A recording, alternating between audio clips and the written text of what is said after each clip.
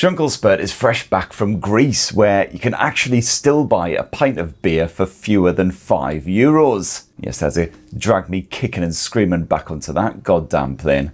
And this whole week away, I've been using Motorola's fresh Edge 70 Pro. £750 worth of premium phone, which makes it slightly cheaper than their signature blower, but it's still firmly wedged in flagship territory. So is that actually worth that cash? Well, here's my full Motorola Edge 70 Pro review, and for more on the latest and greatest tech, please do poke subscribe, ding that notifications bell. Cheers! So first up, as usual, I do rather like the design of the Motorola Edge 70 Pro. It is delightfully skinny, if not quite as ridiculously thin as the original Moto Edge 70, but certainly still feels it, courtesy of that curvy finish. And it's curved not just on the front, but on the back end as well, so it fits pleasingly into the palm, even though it's a whopping great near 6.8-inch blower. And combine that with the lightweight finish, only 190 grams, means you've got some pretty divine hand feel.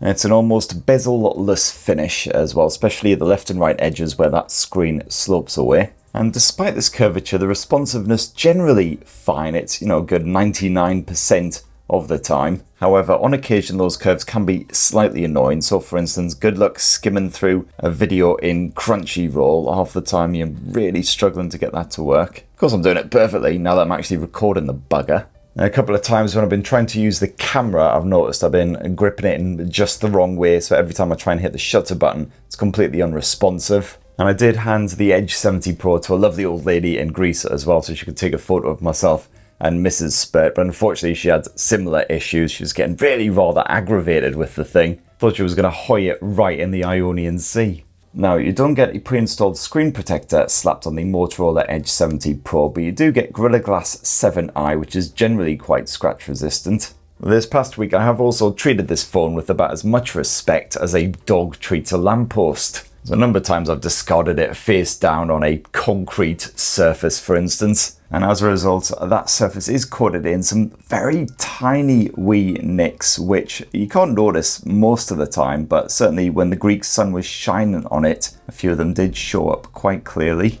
They are mostly hidden, can't even really feel them when you run your fingernails over that surface, but I would say if you are going to grab an Edge 70 Pro, probably try and grab a screen protector for it as well. Now flip the Motorola Edge 70 Pro around and that back end is just as stunning as the front. You can grab it in a couple of different designs, including a silk inspired one or a woody finish. The colour that I have here, I've got absolutely zero chance of properly pronouncing. Zinfandel? It's basically a sexy purpley reddy kind of colour and I bloody love it. It's got this papery texture to it, which I really like. Adds a nice bit of extra grip to it and just helps it stand out from the sea of plain glass phones. And that extra grip was certainly appreciated out in Greece, where I was generally a sweaty mess, but especially after I just murdered a chicken souvlaki, so I was basically a greasy sack of moisture. And especially as there's not really enough of a camera bump on this thing to use as a finger shelf for extra stability. Not much of a bump at all, and it does meld with the back end rather neatly, despite the fact you've got a shiny finish there. And not much jiggle action when the phone is sat on a desk or table or whatever as well, which is massively appreciated. And the Edge 70 Pro has passed a bunch of military standard 810H tests to prove that it's a bit of a hard case. Handled the sweaty temperatures in Greece absolutely no problems whatsoever. It's taken a few knocks so far okay, and it's IP68 and 69 water, dust and spurt resistant. Now, unfortunately, to unlock this smartphone, it is just your basic bog standard optical fingerprint sensor, not an ultrasonic scanner, which is what I would expect at this sort of price point these days. That means it takes just a basic 2D image of your print rather than a full-on 3D one, but thankfully, mercifully, it seems to do its job rather well. As you can see, they're pretty responsive. And it's generally worked fine this past week, even if my hands have been quite moist or a wee bit greasy. It's only if they're sopping wet that it really struggles, and you do have Face Unlock as a backup if you want to use it. Now on the software side, well, it's Android 16 running in a deliciously stock vanilla sort of form, although unfortunately, as always, Motorola are not the best when it comes to software support. You're guaranteed just 3 Android updates, so that'll be Android 17, which will be coming hopefully before the end of this year, and then 18, 19 behind it, and that's it. And just 5 years of security patching, and certainly at this sort of price point, you can get a lot better than that from several rivals, like Google and Samsung, for instance, will offer 7 years of support. And with Motorola, the updates do tend to be intermittent. They're not the best, not the nippiest, shall we say, when it comes to getting these things up to the latest security patches, etc. And on the plus side, you do at least get a generous 512 gigs of storage stuffed in here, and not too much crapware either. There are a few wee bits chucked on here like Amazon Music, LinkedIn, Facebook, the usual offenders, Booking.com of course. Not quite as horrendous as I've seen on others, you can just quickly delete them thankfully. And Motorola has chucked on its usual suite of apps which are actually generally quite useful. It can help you to quickly personalise the smartphone. You've got some fantastic gesture support, including your Uncle Spurt's favourite, a wee bit of karate chop for the fast torch. You got Smart Connect, which can allow you to quickly hook up to your laptop, for instance, to share files and apps. Use the phone as an actual webcam. You got some bonus family and security tools, yada yada, all kinds of crap. I'm going to left the bloody torch on. What is this, amateur hour? And oh yes, the obligatory AI shenanigans, complete with a dedicated AI key, which is of course becoming all the rage now. And this gives you fast access to an AI assistant and all the various AI tools, including Remember This. And this is pretty good because if you come across anything that you want to remember at a later date, you can basically screenshot your smartphone, leave a little voice memo or something as well to add a bit of context. And Moto AI will then mine it for useful information. You can then search for it at a later date, which is handy if you take dozens and dozens of screenshots because your memory, frankly, ain't quite what it used to be. And mine used to be pretty shit.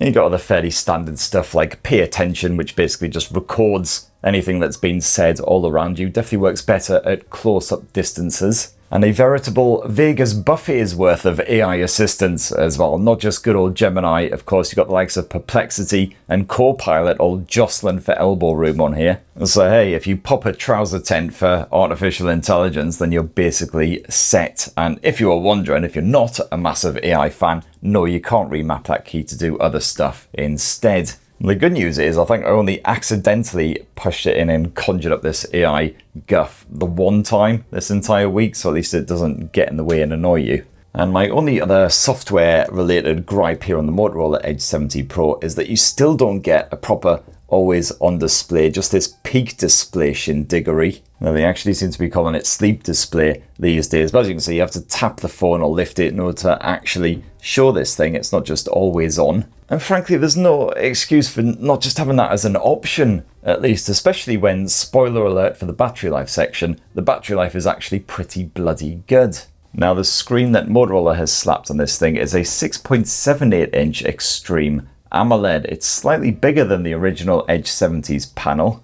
Super HD resolution, haven't heard that one in a while. That's 2772 by 1272 pixels. It's a bit better than just standard Full HD. And certainly visuals are nice and crispy, and it's a nice spacious panel, so brilliant for a bit of your cinematic shenanigans or a bit of gaming on the side. And those visuals aren't just sharp, they're beautiful as well. You've got HDR10 Plus streaming support, and this screen is apparently Pantone certified, so colours are supposed to be quite natural. Although on the default vivid display settings, they're rather bright and poppy, which I personally quite like. You can switch it up to the natural mode if you do want to dial things down a wee bit, not quite so vivid and in your face. And if you boost up the brightness to those peak levels, it is eye-scorchingly powerful. Didn't even struggle even under that Greek midday sun. It's actually been quite sunshiny here in Blighty as well for a change. You might well be admiring your Uncle Spurt's tan right about now. Yes, this is about as tanned as I ever get, so I'm just not quite as transparent basically. In fact, my only complaint is the display could do with getting a wee bit dimmer for your 3 AM doom scrolling sessions. You know, when you decide to substitute sleep with being absolutely f***ing terrified at the state of everything. And the refresh rate typically 120 Hz, although it does get boosted to 144 Hz if you are playing a supported game. And you've got the usual eye protection features as well, including a bit of night light just to filter out the blue light, and flicker prevention if you are sensitive to OLED screens. Oh, and if you love a bit of stylus action, well, you got full support for the Moto Pen Ultra as well, and its super cute wee cigar box charging case. I'll admit, not exactly the most convenient way of carrying around a stylus. I do prefer a convenient orifice. Convenient orifice, by the way, the name of your mum's OnlyFans channel. And I'm pleased to report that the Motorola Edge 70 Pro's stereo speaker setup is a bit of a banger. Nicely balanced, that top earpiece speaker is actually pretty bloody loud and clear. Clarity stays strong even when you max out the volume, and it is nice and loud, with a respectable enough bit of bass. You've got support for Dolby Atmos as well as high-res audio, LDAC, all the usual action. And when I've been connected to various Bluetooth speakers and headphones this past week, absolutely zero issues there with the streaming. But what about the brains of the operation? Well, what you've got running the show here is MediaTek's Dimensity 8500 Extreme. Apparently everything on here is bloody extreme. And despite that rather dramatic title, and this is effectively the same chipset as the 8500 Ultra, I believe it was, that was stuffed inside of Xiaomi's fresh new 17T smartphone. And similarly overhyped perhaps on that smartphone, and it's backed here on the Edge 70 Pro by 12 gigs of lovely RAM. Now, I found that the everyday running on the Edge 70 Pro, all your apps and services, absolutely fine, no problems there. But if you are gaming on this thing, well, that's where it might start to struggle a wee bit. Especially if you want to play whopping great open world extravaganzas like Wuthering Waves. It could just about cope on the regular graphics settings, but unfortunately when I did boost up the visuals and try to get it running at 60 frames per second, it did get rather toasty rather quickly, and it clearly was not enjoying life. Notice that frame rate quite frequently dropped into the 30s or even on occasion the 20s if things got a wee bit mental. So if you want a smoother experience, you'll have to knock down the graphics settings and just try and play in small bursts rather than one prolonged session. But you do at least get a fairly respectable gaming mode chucked in here, which adds a few useful tools like a bit of do not disturb, you can record the action, all the usuals. And bugger all issues with the connectivity. However, I found that certainly the Wi-Fi stability nice and strong, and even when I was just connected to 5G on a sleepy Greek island, that was more than good enough for streaming video, all fine and dandy. But what I really loved here was the battery life, because despite that slender design, the Motorola Edge 70 Pro packs in one of Motorola's biggest batteries to date, a whopping great 6,500 mAh capacity. I gotta say, it didn't come close to killing this thing on a single day. Even very long days where I was constantly on it, we're talking a good 7 or 8 hours of screen on time, plenty of music streaming in the background, lots of camera action. I still generally finish those days with at least 20% battery life remaining, quite often more like 30 or 40%. So more demanding power users should certainly be happy enough, and more casual users can probably stretch a full weekend of use out of a single charge. I mean, look, I've spent the last hour and a half approximately banging on about this phone with the screen on, showing off all the various features, etc., and it's still only drained to 96%. And as for the gaming, well, again, the Edge 70 Pro impresses as far as the longevity is concerned, at least, because you can enjoy Wuthering Waves on the top settings with Motorola's Turbo Mode active for 5 full hours on a single charge, which is certainly one of the best efforts out there. And hey, if you need to top it up, well, Motorola rarely disappoints on the charging side of things, because you've got 90-watt wired charging in here, so just chuck a cable in it for like 10-15 minutes. You'll have more than enough juice to keep you going for a full evening out. I believe it is on the USB 2.0 though, so certainly file transfers weren't too fast. I was copying off all my photos, it took bloody ages. And you do also have 50-watt wireless charging support as well, so as far as battery life's concerned, absolutely banging. And so my lovelies, let's round off this lovely Motorola Edge 70 Pro review with a bit of a gander at their camera tech. And what you got slapped on this arse end is a triple 50 megapixel camera setup. And that main shooter uses the same Sony Lightyear 710 sensor that Motorola slipped into the cheaper Edge 70 Fusion. You've also got yourself a 50 meg telephoto shooter with 3.5 times optical zoom. And finally a 50 meg ultra wide angle shooter. Now, you can expect quite heavy processing from the Motorola Edge 70 Pro, so what you see on the screen when you hit that shutter button isn't necessarily what you'll get in the final photo. However, I gotta say I do rather like the results. The photos clearly aren't quite as natural as what you would get with some rivals like the Vivos, especially when it comes to HDR shots. But hey, contrast is handled beautifully, and saturation isn't as blatant as what you'll see on an iPhone, for instance. Colours lean on the cooler side, but they're also often pretty close to what you'll see with the naked eye, as long as that lighting is decent at least. And tones don't skew much when you swap to the zoom or the ultra-wide lenses either. And speaking of which, that 3.5 times zoom lens is a perfect way to get close up to subjects without startling them. you know, grabbing some far-off piece of action. You'll get sharp detail until you punch into around the sort of 10 times level and beyond, at which point your pics won't look quite as fine, and this certainly ain't no Oppo Find X9 Ultra after all. But what impressed me the most was how good the Moto Edge 70 Pro is for snapping kids and wildlife. That focus is almost always on the money, portraits have a lovely level of bokeh, and even without enabling action shots, I found I usually got a clean pic, even when my subject was leaping about or literally in flight. And it doesn't seem to really matter which sensor is in play. It's only in rather dim conditions that I actually saw any kind of motion blurring. And despite the relatively small main sensor, your night shots do usually come out pretty good. The detail levels do drop understandably in the evenings, but I didn't see many pics stained with grain, while those tones are still quite capably captured. And even the zoom lens generally works pretty well at night, as long as you stop at that 7x zoom level. Now for your video type shenanigans, there is no 8K option here. It does max out at 4K Ultra HD at 30 or 60 frames per second. You do have the option of switching on a good bit of HDR10 Plus action too. In this case, you are limited to 4K at 30 FPS. As you can see, HDR is disabled at 60 FPS. And again, I was perfectly happy with my home movies. So those visuals nice and crispy on the 4K level. You can of course swap between the various lenses as you are shooting. Deals well with strong contrast, especially when you activate the HDR10 Plus mode. Again, you've got natural looking tones, the stabilization's good enough for moving and shooting at the same time.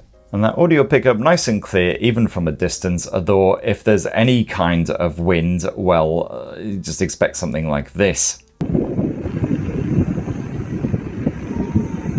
And then up front on the Motorola Edge 70 Pro, hey, it's another 50 megapixel sensor. You can again record yourself at up to 4K resolution at 30 or 60 frames per second, although there doesn't seem to be an HDR10 option this time around. But again, the audio pickup pretty clear as long as things aren't too gusty or troublesome. And there you have it, my lovelies. That is what I reckon of the Motorola Edge 70 Pro after using it as my full-time smartphone for just over a week. Gotta say, overall, did quite enjoy it. The design obviously is rather lovely. You can always count on Moto to absolutely nail the aesthetics, etc. My camera tech's been fantastic for snapping my week away, and the battery life highly dependable as well. I've got to say though, at this sort of price point, I would expect a little bit more, certainly a bit more grunt in the performance department. If you are going to be getting a bit of gaming on the go, I would expect an ultrasonic fingerprint sensor usually, and hopefully more dependable software updates as well. And certainly if it was around the sort of £500 mark, I'd be absolutely all over this thing. But yeah, 750ish, it's up against some pretty strong rivals. And of course, you can get far cheaper options like the Poco X8 Pro Max, which is an absolute banger, one of the craziest value smartphones of 2026. Although I've got to say, I do prefer the stock Android vibes here on the Edge 70 Pro compared with good old HyperOS. But of course, if you did want to go with Moto, but you're on a tighter budget, you've got the likes of the Edge 70 Fusion, so certainly consider that as well. And if gaming is a priority, of course, you're not far off the likes of the excellent OnePlus 15. Anyway, that's what this tidal tech twat reckons. What do you guys think of the Moto Edge 70 Pro? Be great to hear your thoughts down in the comments below. Please do poke subscribe and ding that notifications bell for more on the latest and greatest tech. And have yourselves a ruddy, wonderful rest of the week. Cheers, everybody. Love you.